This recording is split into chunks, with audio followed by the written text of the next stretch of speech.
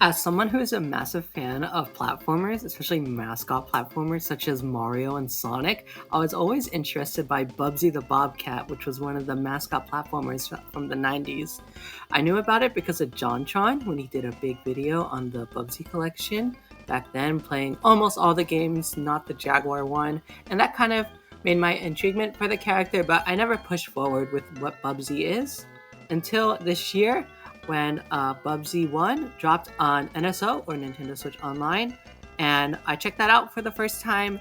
And playing Bubsy 1 was a very difficult time, and it basically came down to learning my love for Bubsy 1 or learning to love Bubsy 1. I will not be talking about the other Bubsy games that I played recently with the Bubsy collection, as I feel that the Bubsy games, starting with Bubsy 2, really lose track of what the series is known for, and overall, I don't find it all that fun to enjoy. So, why not talk about Bubsy 1 for a bit, and why don't you hear what I have to say on how it's hard to learn to love Bubsy 1? So, I think the biggest takeaway I can give from Bubsy 1 is that it's Accolade's take on Sonic the Hedgehog, more specifically Sonic the Hedgehog 1, as this was from Sonic Team in 1991, their mascot platformer, and their take on Super Mario Bros. This was for the Sega Genesis, and it featured 16-bit colors, fast-paced action platforming, and a cute and cool mascot character that you play as, being Sonic the Hedgehog. So when Michael Berlin, the creator of Bubsy, who normally was doing text-based adventures on the computer, sat down and had to do a proposal for his next game, he decided to play Sonic the Hedgehog 1 for like 14 hours a day, just studying the game design and what the appeal of Sonic 1 was compared to something like Super Mario Bros. Or Super Mario World. And with that, his proposal for Bubsy the Bobcat came to be a fast-paced action platformer for Sonic the Hedgehog owners, as this proposal can be found in the Bubsy Purrfect Collection from Limited Run Games and Atari. So, with that, it allows us to kind of understand why Bubsy was made. He was made to be a mascot platformer, but trying to merge between the high, fast-paced action platforming of Sonic the Hedgehog along with the depths and secrets of Super Mario Bros. And did it succeed? A little bit.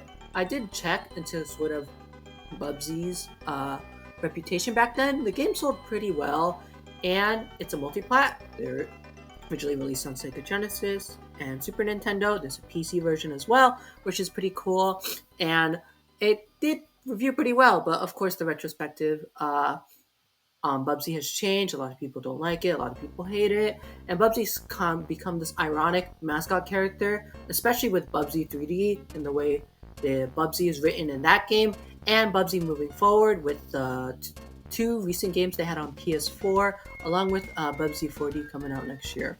So, what made me kind of like Bubsy 1? Well, I think more than anything, I think what Bubsy 1 does really well is that it presents a very cartoony take on Sonic the Hedgehog.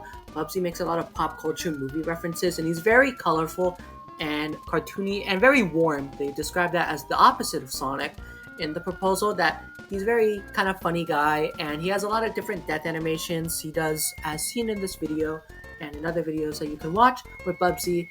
And he's a very, very cool little guy, and you can see how they're very inspired by Looney Tunes characters and the way the characters talk and move. And you can really see that the character is brought to life along with the synthesized voice, and every chapter having its own little pun and little saying to it. It's very cute. As for the game itself, Bubsy is pretty fun, but the game's level design is really messy.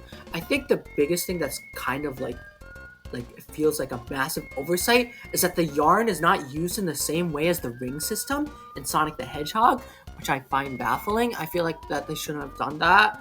So because this game has one-hit kills and the enemy placement is really messy, so you only have one shot to live, or else you die, other than invincibility from like the invisible shirt he wears. And that's a shame, because Bubsy's level design, you can really see how it's very like Sonic the Hedgehog oriented one, where like the top path has it where you're able to, if you do well, you get to stay on the top path. If you do really bad, you get to go on the bottom half with the enemies and such. But it feels kind of like claustrophobic, kind of like labyrinthy, especially the first zone which has like some hidden underground paths and secrets you can find. And overall, I think it's really, really messy, especially on your first try. With Bubsy 1, I think it really needs like another playthrough or two just to actually understand what's going on. It helps that the bosses aren't too bad, and there's plentiful of checkpoints and lives that you can get throughout the game. But Bubsy 1 is like, it's really hard to love. Do I love Bubsy 1? No. Do I like it? Kind of, but it's like, when I first played Bubsy 1, I give that game like a 5 out of 10 because I thought it was really, really mediocre. But after like, I don't know, like 5 hours of playtime or whatever, I think Bubsy 1's okay. But I think it's co because like the other Bubsy games, starting with Bubsy 2, are terrible.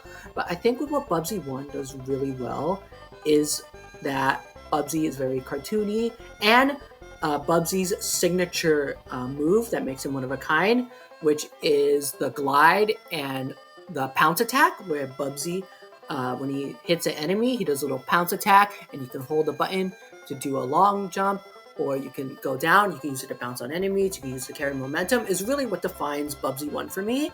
And if you check the speedrunning scene, you can see how people are able to break Bubsy 1 apart. They're able to use the glide and the pounce attack to speed through levels, don't take any hits, because, you know, one hit and you're dead, and they're breaking this game apart, especially since ladder levels have a lot more level design going on, some with verticality, and some with more labyrinth-oriented level design. And I think overall that Bubsy 1 is a game that is definitely worth trying. It's just not very good. Thank you for watching this video, and I hope you have a good rest of your day.